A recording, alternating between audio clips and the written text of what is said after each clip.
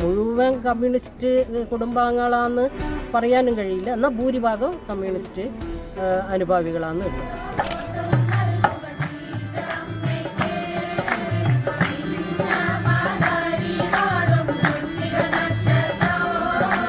നമുക്കറിയാം, നമ്മളെ ഇടയിൽ തന്നെ എളാമ നല്ല ഒരു കോൺഗ്രസ്സുകാരിയാണ്. എളാമ എന്ന് പറയുന്നത് മറിയമ്മ മൈനാരി.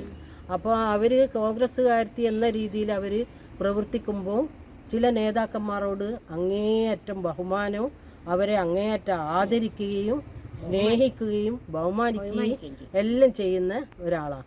അതുകൊണ്ട് എൻ്റെ കോടിയേരിക്കടക്കം അറിയാം, പിന്നെ മറിയമ്മാൻ്റെ അടുത്ത് വന്നാൽ മറിയമ്മ അനുഗ്രഹിച്ചിട്ട് വിട്ടിട്ടാണ് പിന്നെ കോടിയേരി പിന്നെ നോമിനേഷൻ കൊടുക്കാൻ വേണ്ടിയിട്ട് പോകുമ്പോൾ പിന്നെ അത് കഴിഞ്ഞിട്ട് വന്നാൽ മറിയമ്മാനെ വന്നിട്ട് കാണും. അതുപോലെ തന്നെ കാരായി രാജന് ഇങ്ങനെയുള്ള സഖാക്കൾ പിന്നെ എല്ലാം നമ്മളെ വീടുമായിട്ട് നല്ല ഇപ്പോൾ എല്ലാ മുതിർന്ന ആളുകളും ഉണ്ട്. ഇപ്പോൾ മുതിർന്ന ആളുകളുമായിട്ട് നല്ല ബന്ധം പുലർത്തുന്ന ഒരു കുടുംബമാണ് ഇന്ന് ജീവിച്ചിരിക്കുന്നതില്ലേ.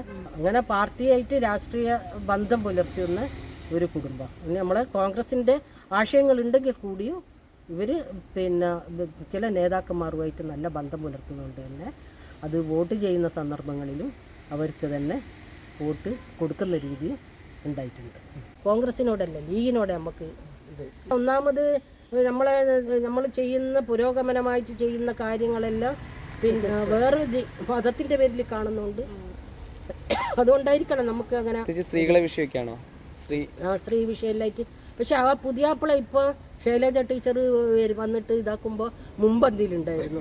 ശൈലജ ടീച്ചറിനെ ശൈലജ ടീച്ചറെ ഇതാക്കുമ്പോൾ ശൈലജ ടീച്ചറെ സ്വീകരിക്കാനും ശൈലജ ടീച്ചർക്ക് മാല ഇട്ട് കൊടുക്കാനും ശൈലജ ടീച്ചർക്ക് ഇത് കൊടുക്കാനും എല്ലാം ആ പുതിയാപ്പിള ഉണ്ട്. എന്നിട്ട് ആ കൈയും പിടിച്ച് കൂട്ടിക്കൊണ്ട് പോയിട്ട് ശൈലജ ടീച്ചറോട് പറഞ്ഞു, ടീച്ചറെ കാര്യമായ ലീഗുകാരനാണ്, ഇതാ ഇപ്പം ഇങ്ങൾക്ക് വേണ്ടിയിട്ടാണ് വോട്ട് പിടിക്കുന്നത് എന്ന് ഞാൻ ടീച്ചറോട് പറയുകയില്ല.